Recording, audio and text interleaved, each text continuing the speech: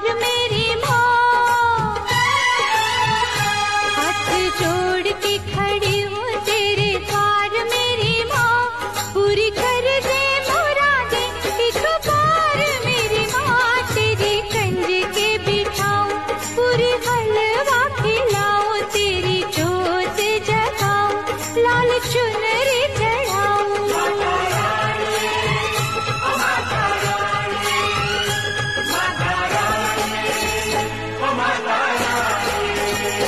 हाथ जोड़ के खड़ी